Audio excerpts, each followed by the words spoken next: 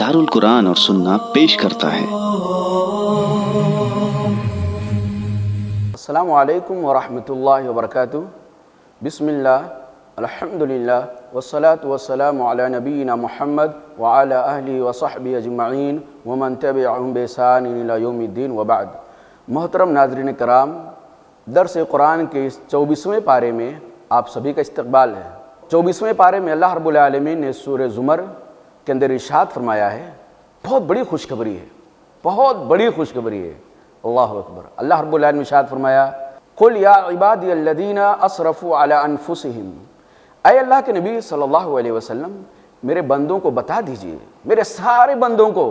चाहे मुशरिक हो, चाहे काफिर हो, चाहे बिदाती हो, चाहे चोर हो, चाहे डाकू हो, चाहे जानी हो, चाहे कातिल हो, जितने भी जुर्म हो सकते हैं सारे के सारे मेरे बंदे हैं। अल्लाह ने क्या, अल्लाह अकबर, अल्लाह की रहमत देखें, अल्लाह का फजल एहसान देखें कि अल्लाह रब्बुल आलमीन ने गुनहगारों को, बड़े बड़े पाप करने वालों को भी अपना बंदा कहा है। ये अल्लाह रब्बुल आलमीन की रहमत नहीं है, अल्लाह रब्बुल आलमीन का फजल एहसान नहीं है। कुल, ए मोहम्मद सल्लल्लाहु अलैहि वसल्लम, मेरे तमाम बंदों को बता दीजिए, मेरी तमाम बंदियों को बता दीजिए, या इबादी अल्लज़ीना असरफ़ू अला अनफुसिहिम, ऐ मेरे वो बंदो जिन्होंने अपने ऊपर जुल्म किया है,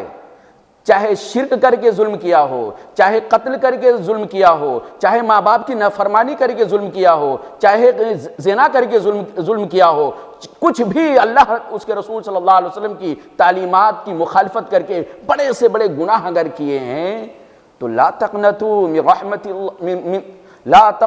मिन रहमतिल्लाह, अल्लाह की रहमत से मायूस मत हो जाना। ला तक़नतू मिन रहमतिल्लाह,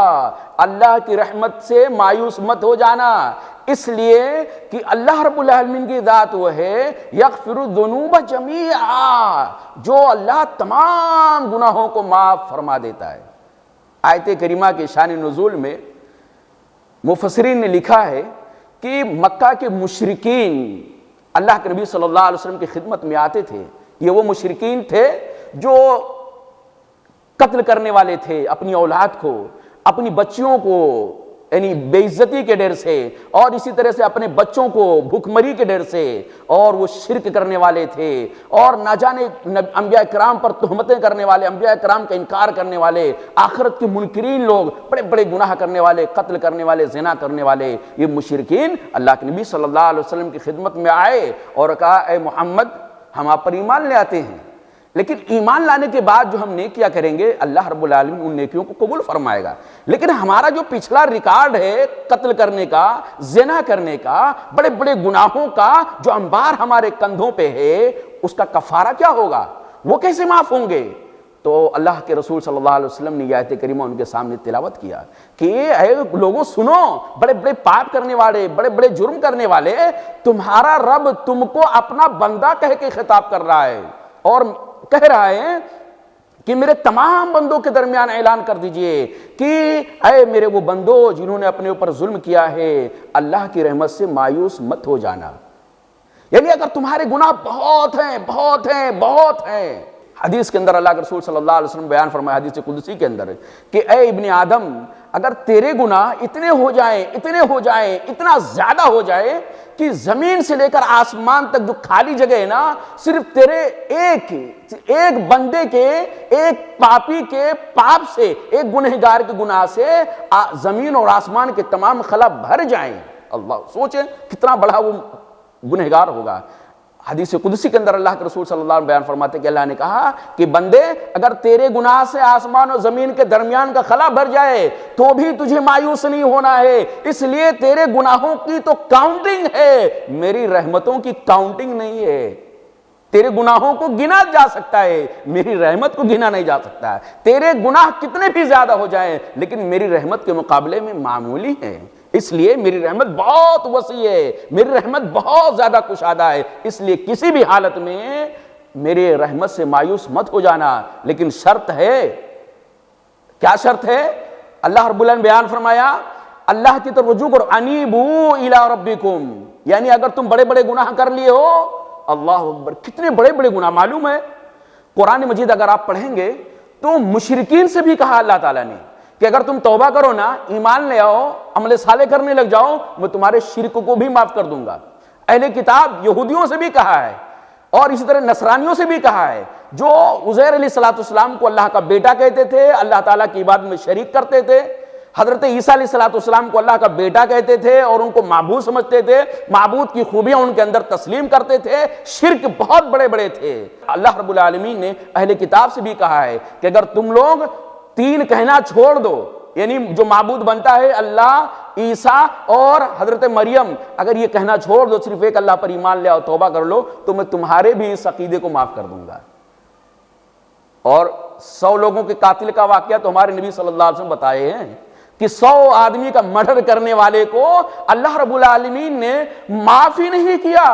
اس کے معافی کے ایسے ایسے بہانے اللہ رب العالمین نے خود ایجاد کر کے بتایا۔ اللہ اکبر! وہ آدمی جو 100 لوگوں کا مرڈر کرنے والا تھا، 100 لوگوں کا جان لینے والا تھا، جب اس نے توبہ کیا، اللہ کی طرف رجوع کیا، اس نے اپنے گناہوں کو ایک سائیڈ میں رکھا، اللہ کی رحمتیں بھی اس کے سامنے آ گئی۔ کسی عالم نے بتا دیا تھا، ہم جیسے کسی عالم نے، اللہ رب العالمین کی رحمتوں کے جاننے والے نے بتا دیا تھا کہ بھائی تو اگر 100 لوگوں کا بھی قتل کر دیا ہے، بہت بڑا گنہگار ہے، لیکن اس کے باوجود اللہ کی رحمتیں تیرے گناہوں سے زیادہ ہے۔ اس کے دل کے اندر اللہ کی رحمتوں سے یعنی آس لگ جاتی ہے، امید بڑھ جاتی ہے، اور وہ فوراً اپنے گناہوں پر نادم ہوتا ہے اور وہ اس بستی کی طرف چل دیتا ہے جس بستی کی طرف اس کی رہنمائی کی جاتی ہے، راستے میں اس کی موت آ جاتی ہے۔ اللہ کی مدد کیسے آتی ہے؟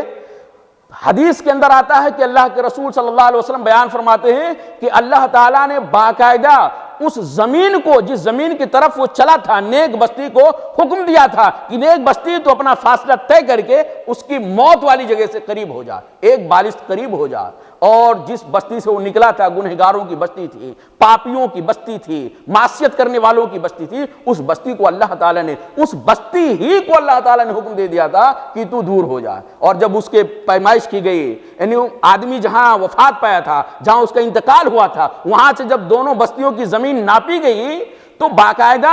وہ بستی، جس بستی کی طرف جا رہا تھا، نیک لوگوں کی بستی، وہ بستی ایک بالشت قریب تھی اس سے، تو رحمت کے فرشتے اس کی روح کو لے کر گئے۔ یہ اللہ رب العالمین کی رحمت تھی۔ اللہ رب العالمین کی رحمت سے مایوس نہیں ہونا چاہیے، لیکن شرط یہ ہے وَأَنِيبُوا إِلَىٰ رَبِّكُمْ، اپنے رب کی طرف رجوع کرو، اس سے پہلے کہ تمہارے اوپر عذاب آ جائے، توبہ کرو اس سے پہلے کہ تمہارے اوپر اچانک اللہ رب العالمین کا عذاب آ جائے، اور ان چیزوں کی اتباع کرو جو رب العالمین نے تمہاری طرف نازل کیا ہے۔ یعنی ایسا نہیں صرف توبہ کرو پھر گناہ، توبہ کرو پھر گناہ، توبہ کرو پھر گناہ، ایسا نہیں ہے، بلکہ گناہ کرنے کے بعد توبہ کرو اور توبہ نصوح کرو اور اللہ رب العالمین کی نعمتوں کی طرف، اللہ رب العالمین کی تعلیمات کی طرف، اللہ رب العالمین کی ہدایت کی طرف لپکو، انشاءاللہ رب العالمین بڑے سے بڑے گناہوں کو معاف کر دیتا ہے۔ توبہ کے اندر وہ پاور اور طاقت ہے، اس لیے اللہ رب العالمین غفور رحیم ہے، بہت زیادہ رحم کرنے والا۔ اس کی رحمت کا تقاضا یہ کرتی ہے کہ اپنے توبہ کرنے والے بندوں کو معاف فرما دیا کرے۔ اس لیے میرے ناظرین، اگر ہم سے بلا شبہ بہت غلطیاں ہوئی ہیں، بہت پاپ ہم نے کیے، نہ جانے کتنے لوگوں کو حقوق مارا ہے، کتنی نافرمانیاں کیا ہے، اللہ کی عبادت میں کتنا ڈاکہ ڈالا ہے، لہذا یہ رمضان مبارک کا مقدس مہینہ اور یہ آیت کریمہ ہمارے سامنے ہمیں ایک امید دلاتی ہے، ہمیں ایک امید بانٹتی ہے یہ آیت کریمہ کہ اللہ رب العالمین کی رحمتوں کی طرف لپکیں اور سچے دل سے توبہ کریں، اسلام کی طرف آ جائیں، نبی کریم صلی اللہ علیہ وسلم کی تعلیم کی طرف آ جائیں۔ یقیناً اللہ ہمارے اس تمام گناہوں کو معاف کرنے والا، چاہے مشرک ہو چاہے بدعتی ہو، اس کی بھی غلطیوں کو توبہ کے ذریعے سے اللہ تعالیٰ معاف فرما دیتا ہے۔ تو یہ بہت بنیادی پیغام تھا اس آیت کریمہ کے حوالے سے۔ سورہ زمر ہی کی ایک اور آیت اللہ رب العالمین نے، جو آیت نمبر 67 ہے، اس کے اندر اللہ رب العالمین نے ارشاد فرمایا وَمَا قَدْرُ اللَّهَ حَقَّ قَدْرِهِ، ان مشرکین نے، ان کافروں نے، ان ظالموں نے اللہ کی ویسی قدر نہیں کی، اس کی عظمت کو ویسے نہیں پہچانا جیسا کہ اس کی عظمت ہے، جیسا کہ اس کی قدر ہے۔ میرے بھائیوں، اللہ کے نبی صلی اللہ علیہ وسلم، بخاری کی ایک روایت ہے، اللہ کے نبی صلی اللہ علیہ وسلم کی خدمت میں ایک یہودی آیا، یہودی عالم تھا، اور اس نے کہا اے محمد صلی اللہ علیہ وسلم، ہمیں تو یہ بات پہنچی ہے، ہم یہ جانتے ہیں کہ جو اللہ ہے نا، وہ اپنی ایک انگلی میں 7 آسمان کو لے لے گا، اور ایک انگلی میں تمام زمینوں کو لے لے گا، ایک اور انگلی میں اللہ رب العالمین تمام درختوں کو لے لے گا، اور ایک انگلی میں اللہ رب العالمین تمام پانی کو اور تمام مٹی کو اللہ رب العالمین گیلی مٹی کو لے لے گا، اور ایک انگلی میں رب العالمین تمام مخلوقات کو لے لے گا۔ اتنا عظیم ہے اللہ، راوی کہتے ہیں اللہ کے رسول صلی اللہ علیہ وسلم اس یہودی کی باتوں کی تصدیق کرتے ہوئے مسکرا دیتے ہیں کہ دیکھو رب کی عظمت کیسے بیان کر رہا ہے، یقیناً میرا رب ایسا ہے۔ اور اس کے بعد اللہ کے رسول صلی اللہ علیہ وسلم نے یہی آیت کریمہ تلاوت کیا کہ وہ لوگ ظالم ہیں جن لوگوں نے اللہ کی عظمت کو پہچانا نہیں، اللہ کو معمولی سمجھا، اس کو بادشاہوں سے مثال دینے لگے، اس کو قاضیوں سے مثال دینے لگے، اس کو یعنی نباتات سے اور اسی طرح اس کو جمادات سے تشبیہ دینے لگے۔ یہ اللہ کی قدر نہیں جانے، وما قدر اللہ قدر ہی، ان ظالموں نے اللہ کی ویسی قدر نہیں کی جیسے کہ اللہ کی قدر کرنی چاہیے۔ اللہ کی قدر کیسی ہے؟ اللہ کی عظمت کیا ہے؟ اللہ کی طاقت اور قوت کیا ہے؟ اللہ اکبر۔ اللہ رب العالمین بیان فرمایا قیامت کے دن زمین میری مٹھی میں ہوگی۔ زمین کتنی بڑی ہے، کتنی کشادہ ہے، کتنی لمبی چوڑی ہے، کوئی پیمائش نہیں ہوئے، اس کی انتہا نہیں ہے۔ اللہ اکبر۔ اللہ نے بیان فرمایا وہ اتنی بڑی زمین اللہ کی مٹھی میں ہوگا اور ساتوں آسمان کو لپیٹ کر کے اللہ تعالیٰ اپنے داہنے ہاتھ میں لے لے گا۔ حدیث کو اگر یہاں بیان کیا جائے تو حدیث کے اندر اللہ کے رسول صلی اللہ علیہ وسلم کہتے ہیں کہ اللہ رب العالمین ساتوں آسمان کو اپنی مٹھی میں لے لے گا، داہنی مٹھی میں لے لے گا، اور زمین کو اللہ رب العالمین اپنی مٹھی میں لے لے گا، اپنے ہاتھ میں لے لے گا، اور اس دن پکارے گا انا الملک، میں بادشاہ ہوں، میں بادشاہ ہوں، اینا ملوک الارض، زمین کے بادشاہ کہاں گئے؟ انا المتکبر، میں تکبر کرنے والا ہوں، میں بڑا ہوں، سب سے بڑا میں ہوں، کہاں ہیں زمین کے متکبرین؟ میں ہوں جبار، کہاں ہیں زمین کے اندر سرکشی کرنے والے، اپنے آپ کو پاور میں سمجھنے والے کہاں ہیں؟ اللہ رب العالمین نے بیان فرمایا میری عظمت کا اندازہ اگر لگانا ہے تو اس سے لگائیے کہ میرے ہاتھوں میں آسمان ہوگا اور میرے مٹھی میں زمین ہوگی۔ تو اللہ کی عظمت بہت اونچی ہے، اس کو کسی چیز سے مثال نہیں دی جا سکتی، اور اپنے کسی بھی پرابلم کو، اپنے کسی بھی مسئلے کو حل کرانے کے لیے اللہ کو چھوڑ کر کے کہیں اور جانے کی ضرورت نہیں ہے، کیونکہ اللہ تعالیٰ ہمارے میٹر میں، آپ کے میٹر میں ہم سے زیادہ، آپ سے زیادہ اللہ تعالیٰ جانتا ہے، اور ہم سے زیادہ بہتر اللہ جانتا ہے کہ ہمارے لیے کیا مفید ہے اور کیا ہمارے لیے نقصان دہ۔ اس لیے اللہ کی عظمت کو پہچانیں، اللہ رب العالمین کی عظمت کو پہچانیں، اس کی طاقت اور قوت کو سمجھیں، اسی اعتبار سے اس کو پر ایمان لائے۔ اور ایک آخری چیز اس پارے کے حوالے سے، اللہ رب العالمین کی پناہ کے اندر دم کیا ہے؟ او ظالم لوگ بھی سنیں، ظالموں کو بھی معلوم ہونا چاہیے۔ اس کائنات کا بہت بڑا ظالم تھا فرعون، اس نے کیا کہا تھا؟ صرف موسیٰ علیہ السلام کی شان میں بے ادبی نہیں کیا تھا، اس نے موسیٰ علیہ السلام کے الہ بلکہ الہ العالمین، تمام کائنات کے معبود حقیقی، تمام کائنات کو بنانے والے، آسمان و زمین کے بنانے والے خالق، مالک اور رازق کے سامنے اس نے بدتمیزی کیا تھا، بے ادبی کیا تھا، اور اس نے کہا تھا لاؤ میں موسیٰ علیہ السلام کو مار ڈالتا ہوں اور وہ اپنے رب کو بلا لے اپنے رب کو اپنی مدد کے لیے، دیکھتا ہوں اس کا رب کہاں آتا ہے۔ اور اس نے یہ بھی کہا تھا اے حامان میرے لیے دیوار کھڑی کر، میرے لیے زینہ لگا، میں آسمان میں چڑھ کے دیکھنا چاہتا ہوں کہ موسیٰ کا رب کہاں ہے، موسیٰ کا رب کیسا ہے۔ ایسی بدتمیزی کرنے والا رب العالمین کی شان میں موسیٰ علیہ السلام کو دھمکی دیا تو موسیٰ علیہ السلام نے کہا انی اُسْتُ بِرَبِّي وَرَبِّكُمْ، اے فرعون اتنا بڑا ظالم ہے، تیرے پاور کا مجھے علم ہے، تیری طاقت کا، تیرے جبروت کا مجھے علم ہے، تیرے ظلم و سرکشی کا مجھے علم ہے، لیکن اس حالت میں بھی انی عُذْتُ بِرَبِّي وَرَبِّكُمْ، میں اپنے رب کی پناہ پکڑتا ہوں، میں اپنے رب کی اور تیرے بھی رب کی پناہ پکڑتا ہوں۔ موسیٰ علیہ السلام مشکل گھڑی میں اللہ کی پناہ پکڑتے ہیں، معلوم ہے نتیجہ کیا ہوتا ہے؟ کس قدر اللہ کی پناہ پکڑنے والا بندہ اللہ رب العالمین کی طرف سے تسلی اس کو دی جاتی ہے، کتنا اندر سے مضبوط ہوتا ہے، کس قدر غیبی مدد کی جاتی ہے۔ موسیٰ علیہ السلام نے کہا میں اللہ کی پناہ چاہتا ہوں، یعنی تیرے ظلم و ستم سے میں اللہ کی پناہ چاہتا ہوں۔ رب العالمین نے فرعون کے خاندان ہی میں سے ایک آدمی کو ایمان کی توفیق دے دیتا ہے،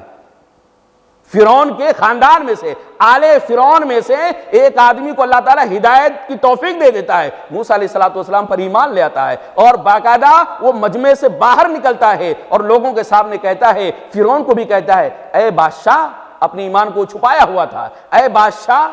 کیا آپ ایسے آدمی کو قتل کر دیں گے جو کہتا ہے کہ میرا اللہ صرف ایک ہے، اس کے علاوہ کوئی معبود حقیقی نہیں، جو سچی بات کرتا ہے، آپ اس کو مار دیں گے، اس کو مت ماریے، اگر وہ جھوٹا ہوگا تو اس کا الہ خود اسے نپٹ لے گا، اور اگر سچا ہوگا تو پھر آپ اس کا کچھ نقصان نہیں کر سکتے۔ اللہ تعالیٰ نے اس مومن کے ذریعے سے اس کی مدد فرمایا، اور پھر کیا مدد فرمایا؟ ڈوبنے کا واقعہ تم کو معلوم ہے، رب العالمین نے اس ظالم کو موسیٰ علیہ السلام کے ساتھ جو ظلم کرنے والا تھا، اللہ تعالیٰ کے ساتھ ظلم کر کے وہ اپنے اوپر بھی ظلم کرنے والا تھا، اپنی قبر خود کھودنے کی تیاری کر رہا تھا، لیکن چونکہ ظالم تھا، ظالم اندھا ہوتا ہے، ناقبت اندیش ہوتا ہے، اس کو اپنی ناقبت اندیشی کی وجہ سے اس کو یہ نہیں معلوم ہوتا ہے کہ جو میں کام کر رہا ہوں، میں جو لوگوں کو ستا رہا ہوں، نیک لوگوں کے اوپر ظلم و ستم کے پہاڑ توڑ رہا ہوں، جو ان کے حقوق کو غصب کر رہا ہوں، ان کا مالک کیسا ہے اور وہ مجھے کیسی سزا دے گا، وہ ناقبت اندیش ہوتا ہے، اس کو کیا معلوم کیا ہونے والا ہے۔ اخیر میں اللہ تعالیٰ نے اس کو پکڑا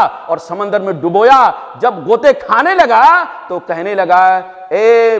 موسیٰ علیہ السلام کے معبود، میں آپ پر ایمان لاتا ہوں، اے معبود موسیٰ کے معبود، میں آپ پر ایمان لاتا ہوں، اور ایسے ایمان لاتا ہوں جیسا کہ بنی اسرائیل ایمان لائے۔ اللہ نے کہا الآن، اب ایمان لا رہا ہے، اب ایمان لا رہا۔ ہر ایک چیز کی ایک ٹائم اللہ کے یہاں مقرر ہے۔ تجھے اتنی لمبی عمر دیا تھا، موسیٰ علیہ السلام جیسے جلیل القدر نبی کو تیری ہدایت کے لیے اللہ نے بھیجا تھا، پلس ان کے بھائی کو بھی تیری ہدایت کے لیے بھیجا تھا، لیکن اس کے باوجود تو سنا نہیں اور ظلم و ستم کے پہاڑ توڑتا رہا، آئے دن نئے نئے حربیں اپناتا رہا ان کو اذیت دینے کے لیے، اور آج جب سمندر کے اندر غوطے کھا رہا ہے، تیرے توبہ کا دروازہ بند ہو چکا ہے، اللہ کی رحمتوں کا دروازہ تیرے لیے بند ہو چکا، تب کہتا ہے ایمان لایا، اب تیرے ایمان لانے کا کوئی فائدہ نہیں ہے۔ اس لیے میرے ناظرین، اگر ہم اور آپ بھی کبھی پریشانی میں جھوج جائیں، کوئی ہمارے سر پہ آ جائے، ہم کو چاروں طرف سے مصیبتوں کے اندر گھیر لے، تو یاد رکھیں سب کو بھول جائیں لیکن موسیٰ کے الہ کو مت بھولیں،